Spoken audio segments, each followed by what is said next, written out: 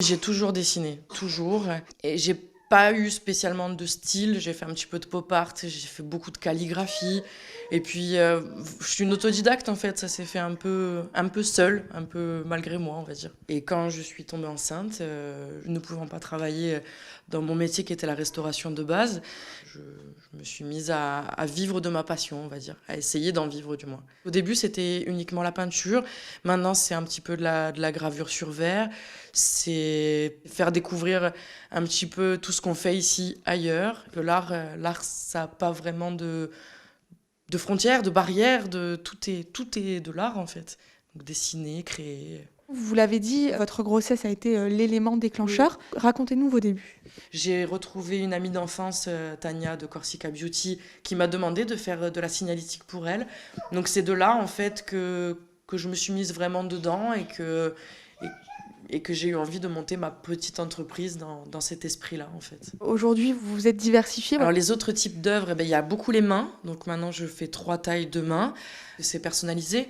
Donc à qui choisit tel autre ou plutôt telle vierge, le remplacement sur la main, les versets du Dio qui leur plaisent. Je les commande. Je les reçois absolument vierges. Et puis après, avec mon crayon, je fais mon croquis, j'envoie à la personne pour voir si à peu près ça correspond.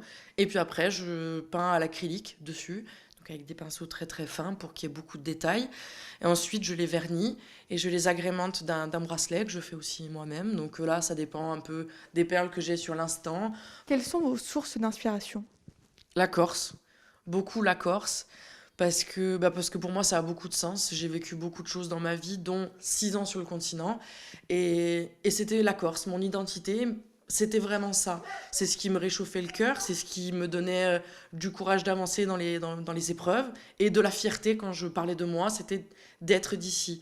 Donc en fait, quand je peins l'eau, pour moi, ça a vraiment du sens. Parce que pour moi, c'est vraiment protecteur. Même si j'en vois beaucoup de ses mains sur le continent, que j'ai des commandes d'un peu partout, je dirais, c'est quand même toujours très tourné vers la Corse. Vous envisagez de développer d'autres supports également?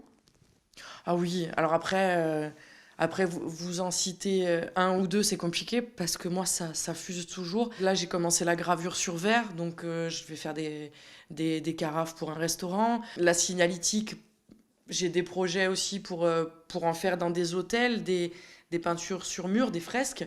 Euh, Développer, oui. Après, exactement où, dans quel ordre, je ne saurais vous dire encore. Moi, je suis née avec ça, avec cette envie de créer, ce besoin de faire les choses par moi-même, d'essayer de dessiner. Je me dis que rien n'est là par hasard et qu'il faut essayer, en fait. Il faut se lancer. Surtout quand on a cette chance d'avoir un don, en fait. On nous l'a donné, c'est pour l'utiliser.